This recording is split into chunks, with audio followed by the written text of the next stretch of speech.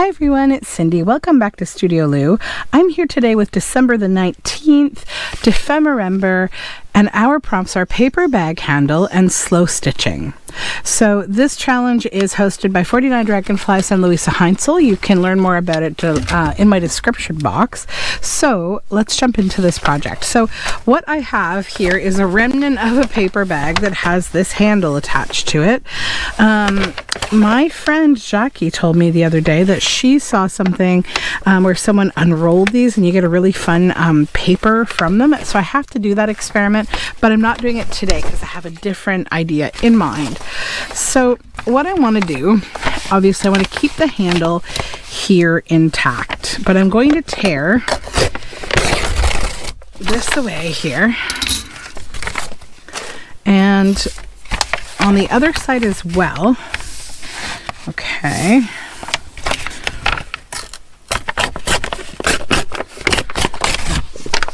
Cut. Then I want to make this an ephemera size piece, but also what a lovely way to base a wall hanging if you wanted to make a wall hanging. You know, you do something on here, you've got that nice bag handle there. Yeah, I think I'll do this size. This would be good. All right, so now we are down to just this, okay? So what I'm gonna do is grab my bin that I have here.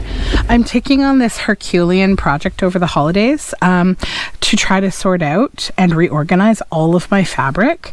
I want to do it by color, and I think I want to sort all my little fabrics into these like acrylic bins.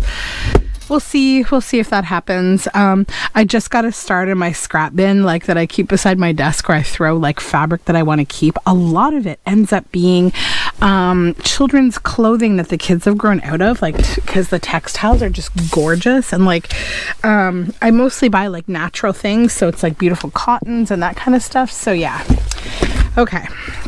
Let's get into this project. So I'm just going to pull a few things, like a color palette. Let's just pull this back over here. So I've got a little bit of this floral fabric that's really pretty. Oops, sorry, I just bonked the camera. There's that.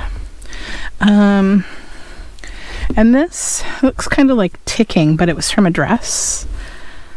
I've got this really pretty embroidery. This is some really pretty corduroy. How big is this piece? Yeah, that's good. Okay. I've got a little wool here. And maybe some of that. Maybe some of... Nah, not that. That should be good. Maybe I'll grab a little bit of this blue. Okay. So we have a little palette here. Okay. So now what I'll do is just, we want to create a base layer.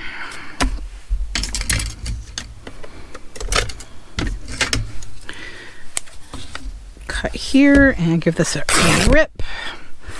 And we'll create a couple pieces from this. Actually, that's good. Let's just leave that as is. That's good. Then this one, I'm gonna just have to cut this one because we can't cut through the embroidery.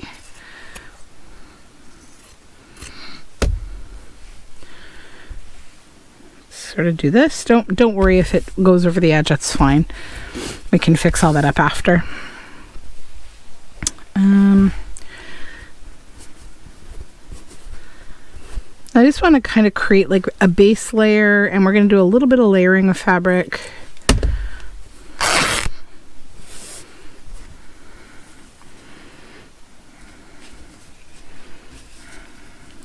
To the edge, that's good.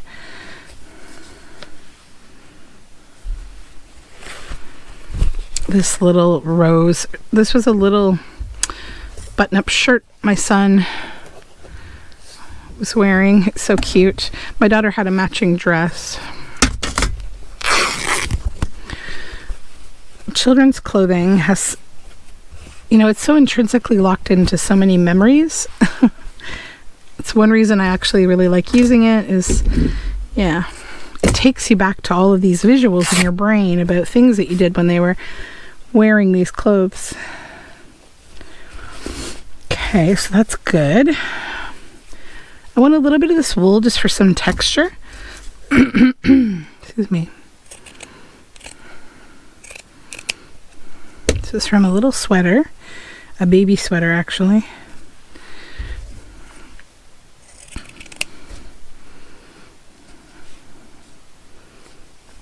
Okay, so for now, like, we're just kind of creating a bit of a collage, right? Nothing that you'd be unfamiliar with if you are a paper crafter.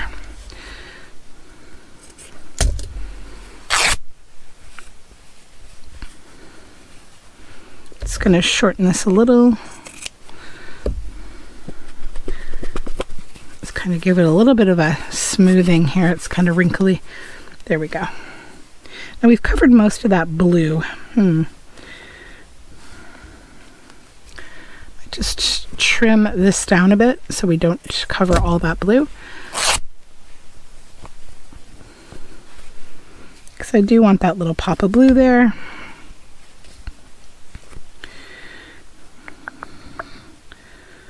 That there. Not there. Okay, so I think that is a good base. So, you have options. So if you don't have a sewing machine, you can glue this down with, believe it or not, glue stick. Glue stick works wonderfully for fabric. I have never had an issue with my glue sticks anyways. So I'm just going to lift these up. I'm not going to lift the whole thing because I am going to sew. But I'll just add a little glue in here. That does allow me to just kind of fix everything down.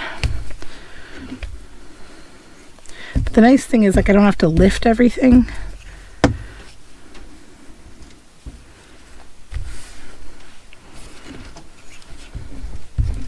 Mainly I'm just kind of wanting to tack it down a little. Excuse me, I'm still a little gravelly from my allergy that I've had here.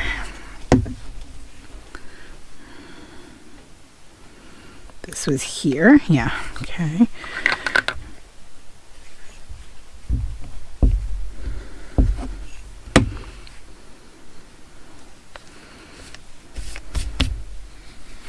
Okay.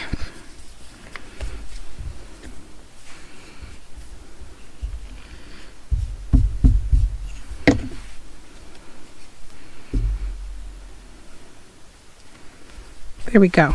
Okay, so I'm going to head over to the sewing machine, and what I want to do, first I'm going to stitch all the way around the edge of this. Let's just get rid of this excess glue, sorry. And then I'm going to use the sewing machine to stitch around each of the pieces individually. And then we're going to come back and I'll show you the next bit. So here we are, we're all stitched around, all of the threads are still attached. I did add a couple extra fabrics over here because I keep this little bin of fabric over near my sewing machine, and I always kind of use it for things like topping tags, or adding a little interesting element on a journal card, like anything going on at the sewing machine. My little scrappy fabrics are going into, adding another element. It's a very common practice for me. So I do lots with fabric because I love textiles, and I think they just really add to the overall feel of a lot of things. So I'm just going over this now to get rid of all these little stringies. Not going to be too obsessed about it, just, generally. Now you're probably saying, yeah, that's not slow stitch, Cindy. I know, we're not there yet. Don't worry. So now I'm going to go around and I'm just going to trim off the excess bits. I'll leave any little bits of fringe there, that's fine. And I'm not going to go right to the edge, like I'm going to leave it a little scrappy. You could leave it entirely if you want to. You don't need to trim anything down. Sometimes it's nice to have this little excess here, right? But I just want to trim it up a little bit. I'm gonna leave this one alone because I like how it fringes. Up here, I'm gonna just trim that. And these little bits will all go into my scraps. So when I say scraps, this is on a magnet here attached to my camera pole, and I just throw little bits of fabric in here. So this is always here. And then when I start to run out of fabric, I have a little fabric basket I've made that sits on my sewing desk over there. I just continuously refill from the one here to the one over there. Highly recommend it. Okay, so now we have this, okay?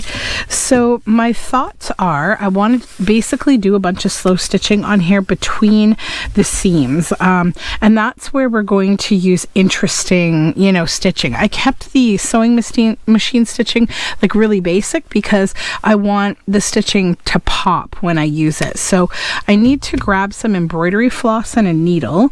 I have one little bit here, but this light blue, it's too, you know, it'll mix in too much. So let me grab some thread.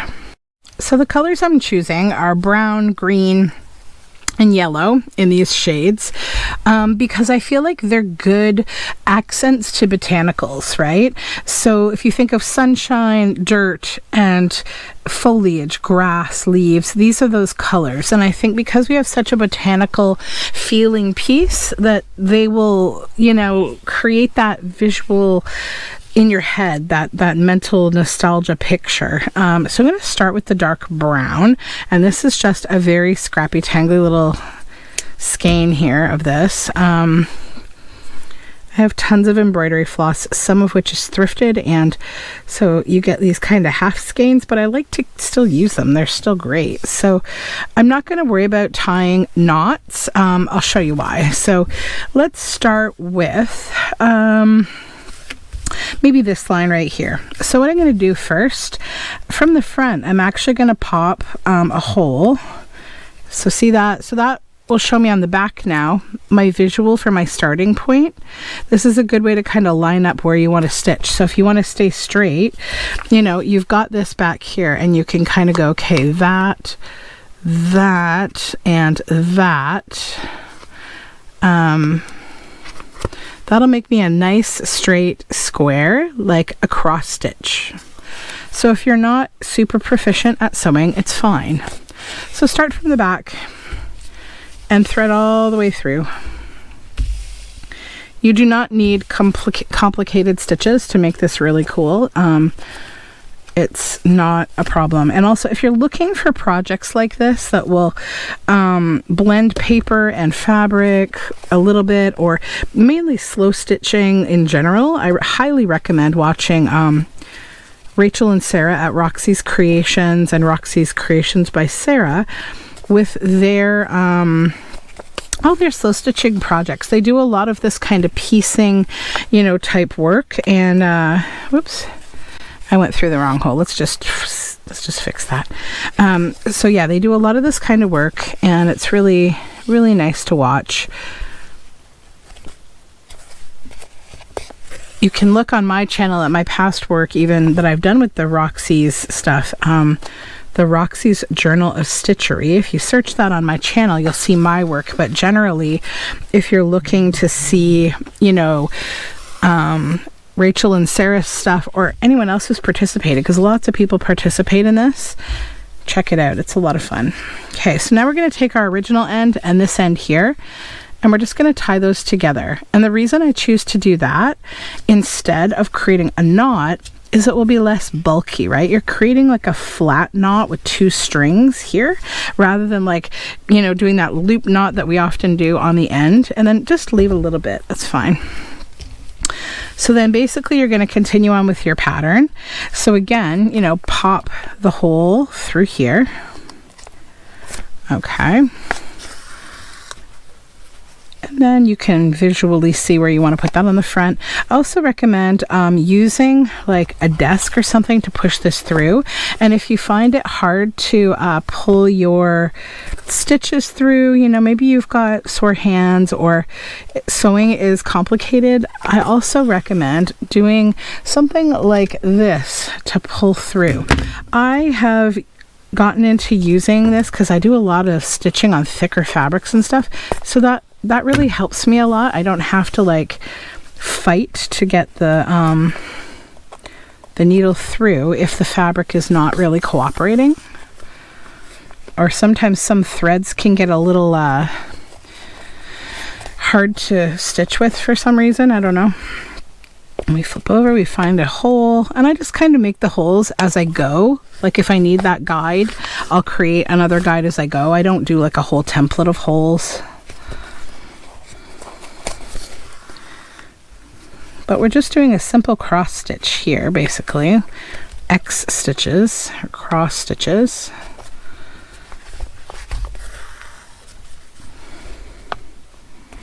So like that's the case where I don't really need a guide because I can visually see. But here I think I want a guide because I can't visually see and I want it to line up nicely. So I've now created that hole so I can see. Oops.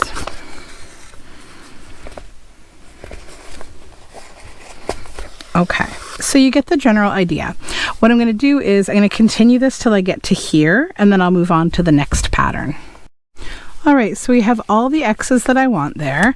So I'm going to come to the back here, and I'm just going to slide my needle right on through underneath the last one, and then pull, pull, pull, and just kind of guide that there. And we'll tie a knot. And repeat that, just do 2 knots.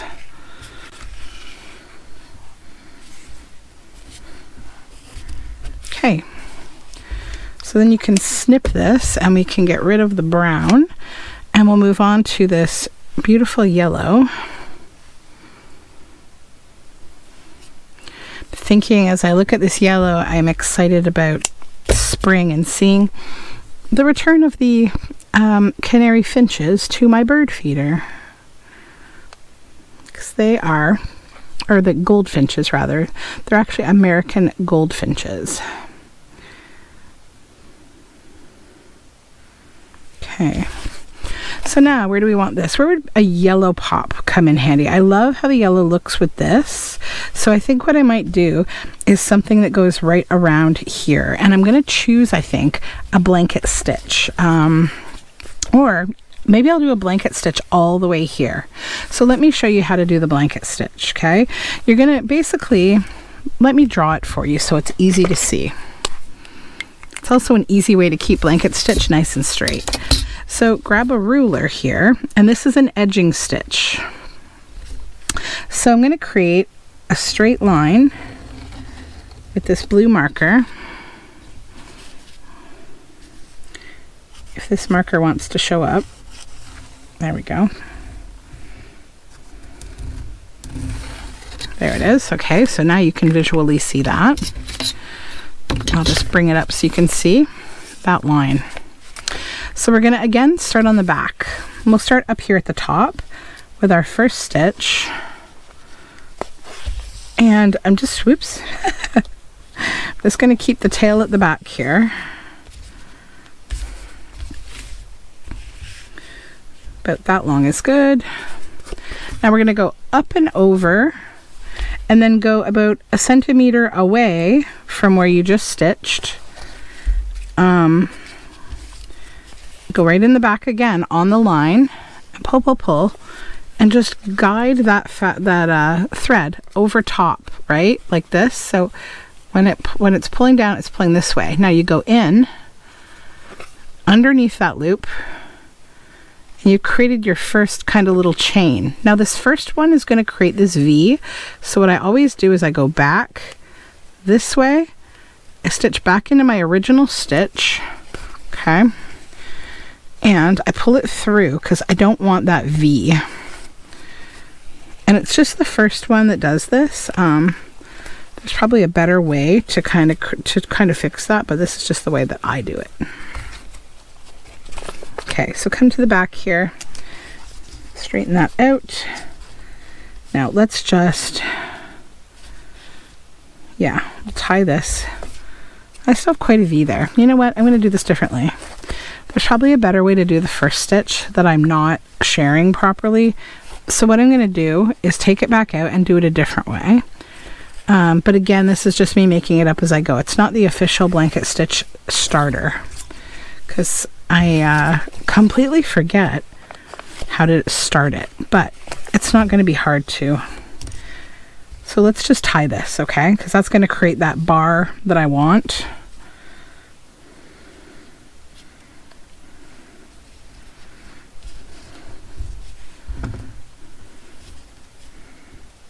I'm going to just pick this up now, okay? And now you go back on that line, okay? So you're back here again. And you're coming up, and with your loop, you want to catch it like that at the back, okay? So now you've got that. Then again, you're going to come in the back a centimeter away, back through, grab your loop again, pull, and that's your first official like good blanket chain right there, okay? So then you come back to the bar a centimeter away, back through your loop again, and you see how you're getting that edge? That's the blanket stitch.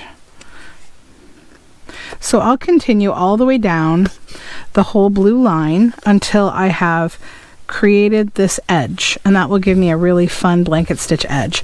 Then when I'm done, I'm going to come back and I'm going to just tie this nice and tight together so that that V is trapped flat down and it doesn't move around at all. All right, so the blanket stitch is all done, and I did fix up the back. So now I want to do like a little bit of a leaf stitch here. So what I'm going to do is draw this. Here on the front, I just want to do these little sort of leaf shapes, just in pencil is fine. There's one. Do a second one here. 3. And 3 should be good. So what I'm going to do is right in the center of the leaf, I'm going to go pop a hole so that I can see it at the back, and then I'll come through this way. And then we'll just guide all this thread through here, and we'll hold a little tail there as before. Then below the leaf, or sorry, above the leaf to the very top, I'm going to go to the tip, the point, okay? So we have that one stitch right there. Then we're going to come back in the same hole, same original hole, and back through. Okay. And now you're just going to basically go, let me just trim off some of this little brown thread that keeps getting in the way. There we are. There's another one there. I just want to trim those off because they're just kind of in the way. There. So we have this one line. Now you're going to go from side to side and down, okay? So you pop your needle in here, and that's going to give you the first leafy side, and then make your little hole on the other side to guide yourself through the back again. And then back into that same hole. So you're just returning through that exact same hole again and again, and then going back and forth. So now, you know, down a little further on the leaf, in again, same hole.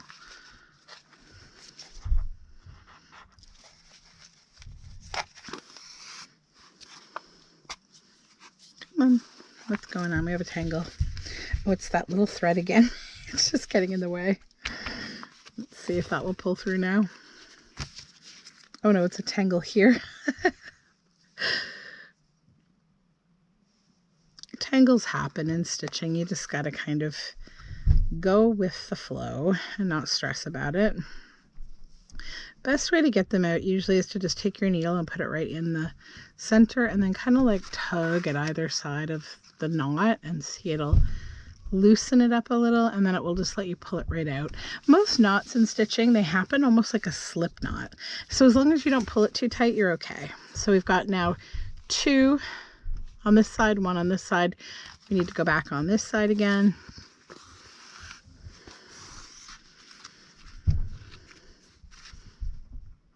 Back in that hole.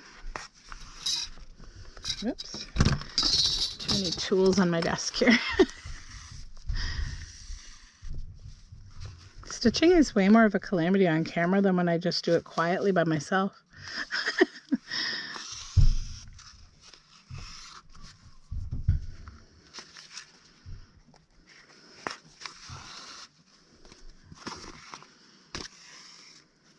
Okay. And so you're starting to see the leaf.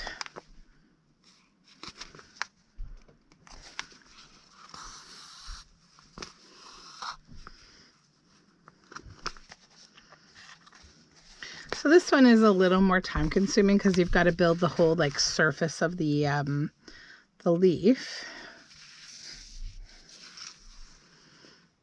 There's lots of different ways to do leaves too. You can just Google like leaf stitch and you'll find so many ways to do a fun leaf. But I like this way. So what I'll do, I'll continue going back and forth until I get down to the spot where I need to be, and we'll continue. Okay, so I've done most of the leaf now to right here. So now we've got this little bit left over. So what you do is you come down to the bottom of where you want the leaf before like the stem, and you're going to pop through there again. And then you sew upward just like you did right to the base of where you were sewing. And then you get this little line here. Then again, you're just going to keep on going from side to side as we were going. Sorry, I have to go off camera for a second to see my line. And you're just going to go now in the base of that new little stitch that you made. So see, now you're getting on to making the leaf a little bit bigger.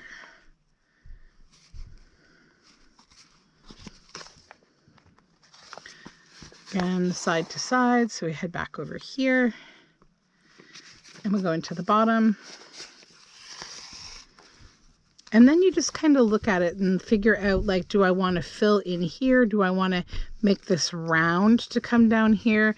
Or do I want it to look more like an evergreen? This is also a nice way to create like a feather style stitch. Yeah, so that is basically what you do. So then what I'm going to do, I'm going to go down a little further. I'm going to call this done because I feel like it. And then I'm going to come up through here.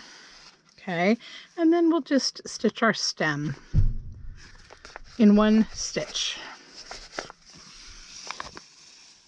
just like that.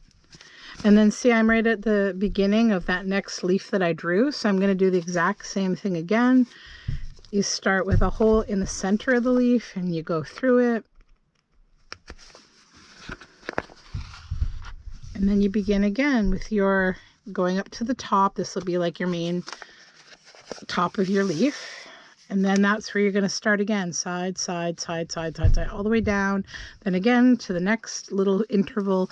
So let me finish this part up and then I'll come back and we'll do the next piece.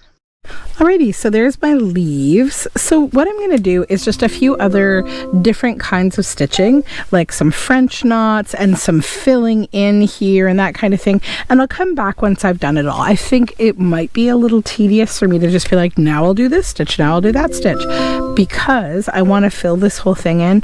And I'm sorry for the ringing. My son keeps calling me from upstairs. My apologies, 5-year-olds. So yeah, I will be back with a more finished piece. Okay, so I think we have done a respectable amount of stitching. So I did French knots all here. I just did some fun little running stitches in a couple directions here, some rainbow ones there, and then I outlined with a split stitch around these lines to make them a little rustic. So yeah, I think that's a lot of fun. So now what I need to deal with is the handle. I want to figure out how I want to use it. I suspect it would be nice, like, as kind of like a tag topper, right? Like, you know, you have something up here that you can grab it with, and I don't want it to be like so big. So I want to bring it kind of down, I think, and maybe like stitch it on here, and then maybe tie it together in some kind of a, there's also like, I could do a loop like that.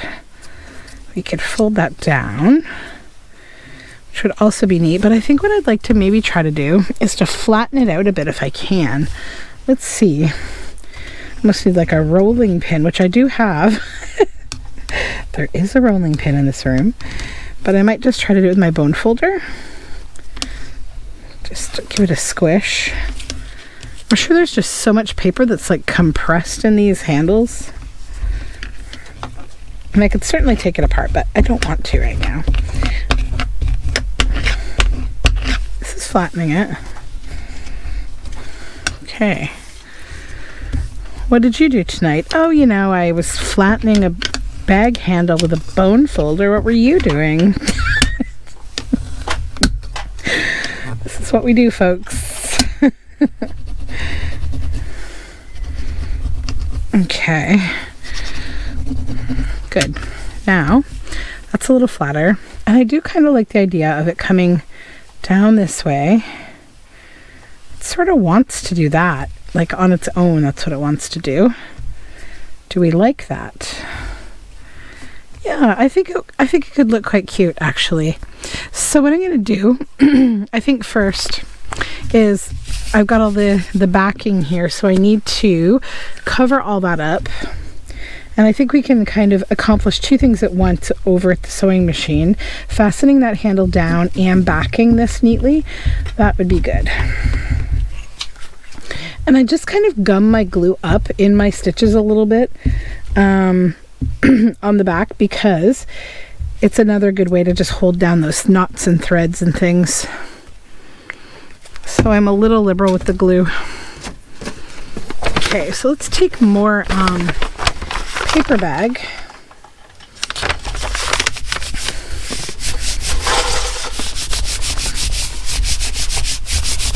Okay. Then just cut around here.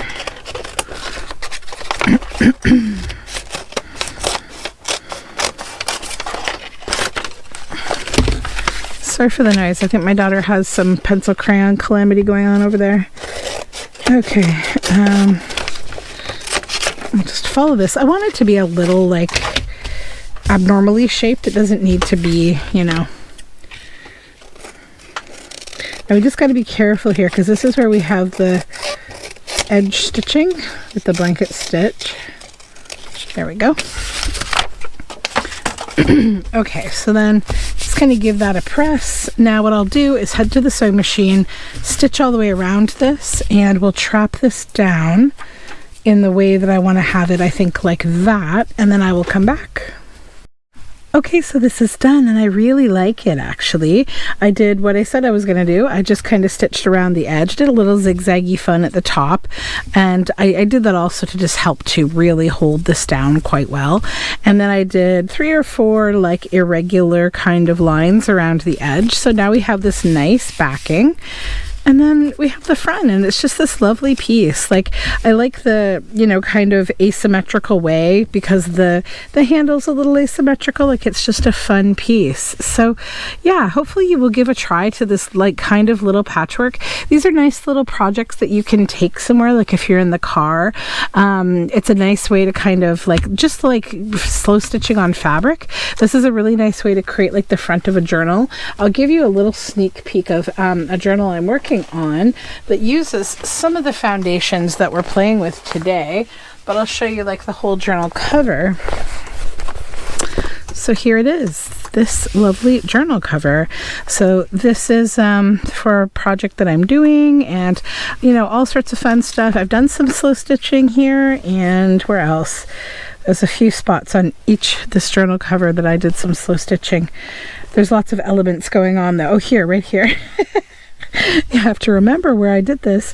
So yeah, anyhow, that's it for me for today. I will see you for the next Dephemerember, which is on the 23rd. We're at the weekend already. Wow. Okay, so have a great day, and we'll talk soon. Bye for now.